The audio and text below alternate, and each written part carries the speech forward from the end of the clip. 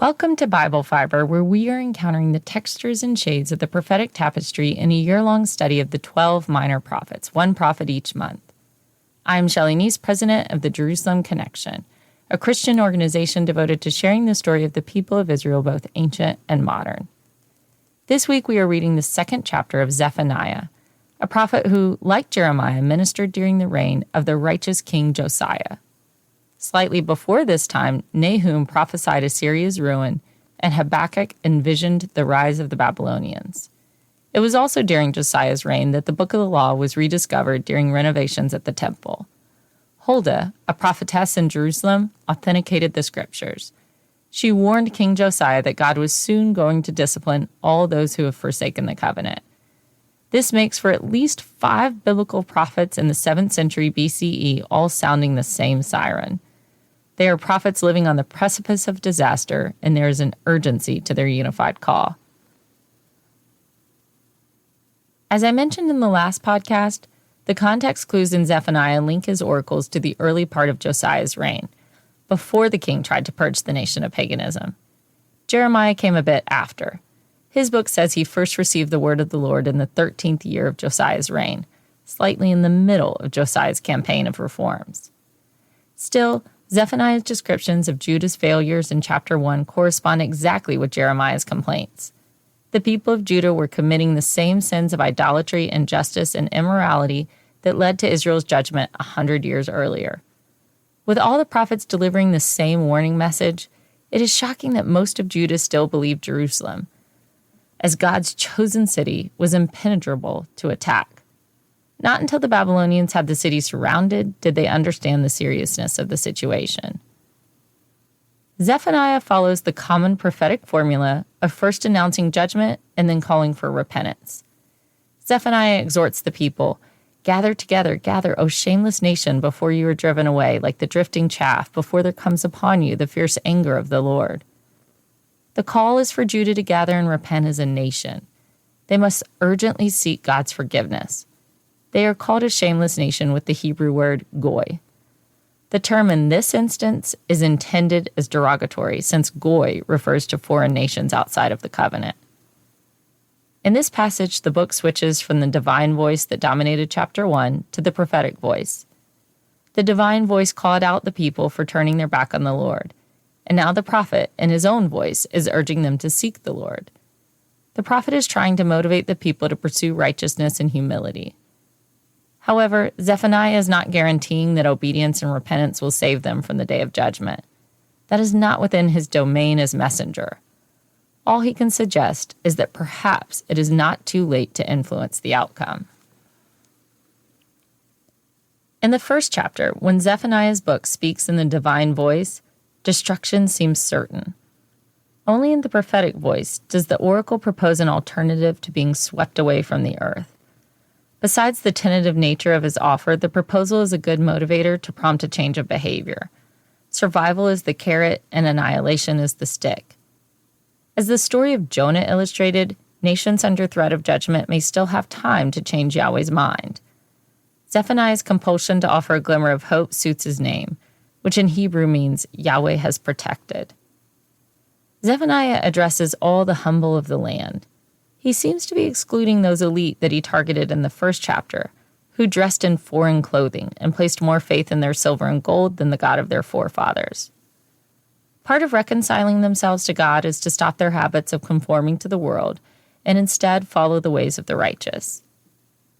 Zephaniah adds color to the universal declarations of judgment in chapter 1 by delivering specific oracles against 5 nations. Zephaniah's oracles against the nations are much less comprehensive than Amos, but the purpose is the same. By warning Judah's enemies about the coming punishment first, the listeners find themselves in agreement with the prophet about the necessity of judgment. The holy Yahweh cannot allow the current state of affairs to continue.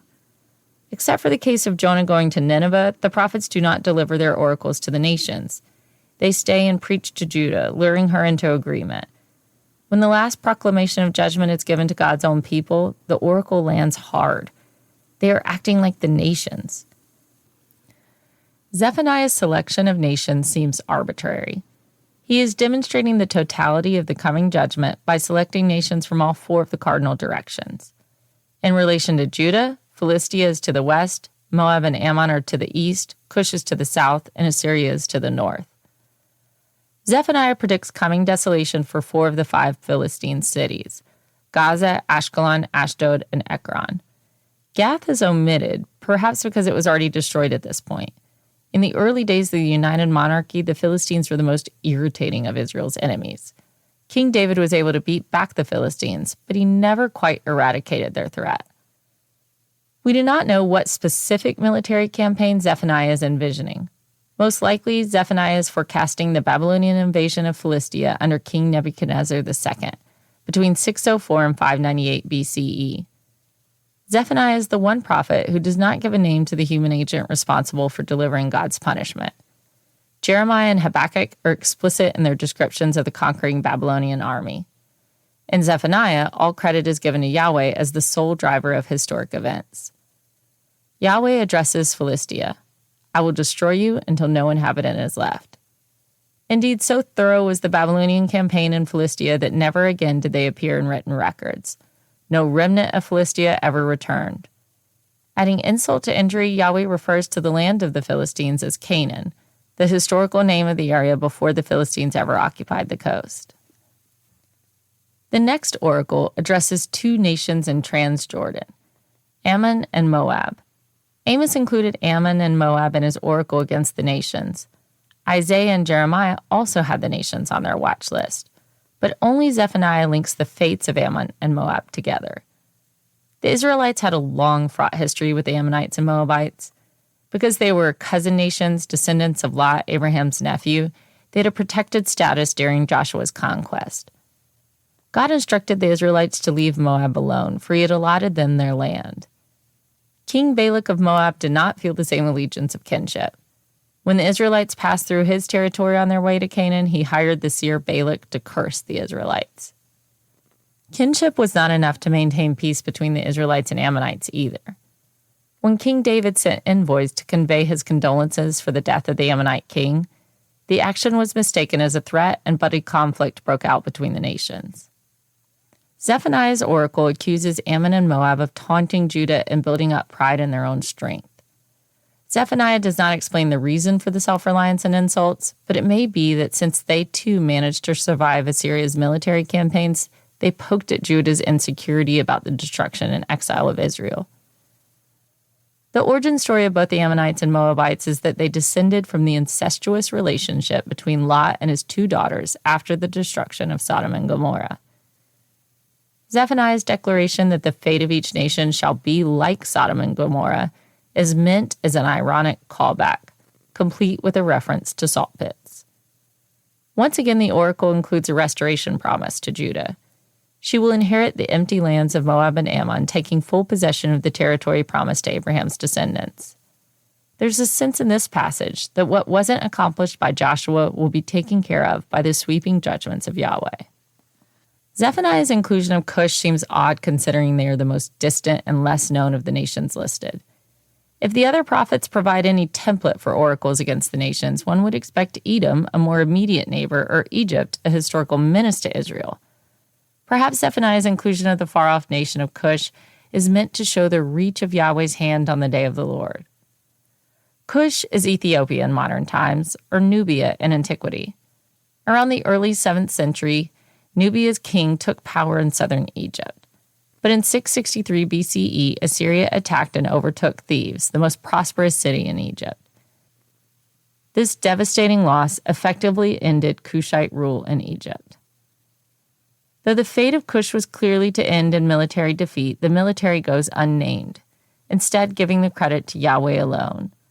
You also, O Cushites, shall be killed by my sword. Commentaries often project the fall of Thebes into Zephaniah's oracle. The prophet does not give a rationale for Cush's punishment. She is not accused of pride like Assyria or insulting Judah like Ammon and Moab, nor is Judah promised to occupy the lands of Cush. But later in chapter 3, Cush will be referenced again as one of the faraway places from which the exiles will return. Finally, Zephaniah has his sights on Assyria. No good 7th century prophet would leave out the oppressive, vile empire to the north. At the time of Zephaniah's composition, the once powerful Assyria was weakened and on her last leg. Zephaniah predicts the fall of Nineveh, just as the prophet Nahum had already done. This is the only historical event referenced in Zephaniah. The once magnificent city will become a dry waste like the desert.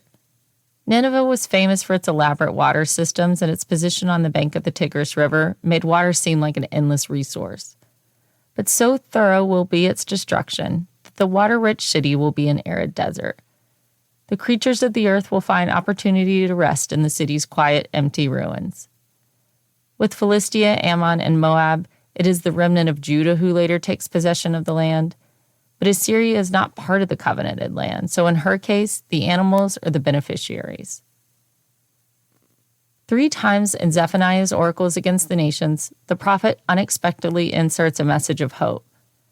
His prophecies do not promise that reforms will cancel the impending disintegration of Judah, but he does promise the salvation of a remnant. The oracle against Philistia includes the message of hope for Judah. The sea coast shall become the possession of the remnant of the house of Judah, on which they shall pasture, and in the houses of Ashkelon they shall lie down at evening. For the Lord their God will be mindful of them and restore their fortunes. Some scholars read nationalist ideas into these passages, believing Josiah was an expansionist king. The message of hope for Judah is misconstrued as a threat directed at Philistia, Moab, and Ammon. Was Zephaniah providing his king a prophecy about expanding borders to the coast and into Transjordan? I don't think so. That would change the message of the prophetic text entirely. It would also put Zephaniah in the camp of lying prophets that Jeremiah accused of offering false promises of peace or deceit of their own minds. When Yahweh promises that one day Judah will occupy Philistia's abandoned fields and homes, he is reaffirming his commitment to the covenant promises. Also, there's no data that supports a campaign of expansion for Josiah, neither archaeologically or historically, and is not in the biblical text either. Instead, the abrupt message of hope retains the remnant motif that we see all throughout the prophets. The remnant will not have it easy, as we read in the testimony of Lamentations. Their lives will be brought to near ruin, urban life will be destroyed, and all that will be left are pastures and rural living. After the return from exile, they will slowly rebuild and squeak out a life in the wreckage of their old kingdom. It is not as though all the righteous in the land will survive and all the wicked will be punished. But with the words of the prophets fresh in their ears, the hope in the remnant and for those in exile is that the adversity will produce righteousness and their brokenness will foster humility. And this will be the gathering of all the humble in the land that Zephaniah described. For the next 2 weeks, I won't be releasing a Bible Fiber because I'm going to be in Israel. I will be there until the end of May, and then in June we will start back up with the last chapter of Zephaniah. So take a quick pause in the Bible reading challenge, and then we'll get back to it this summer. Thank you for listening, and please continue to participate in this Bible reading challenge.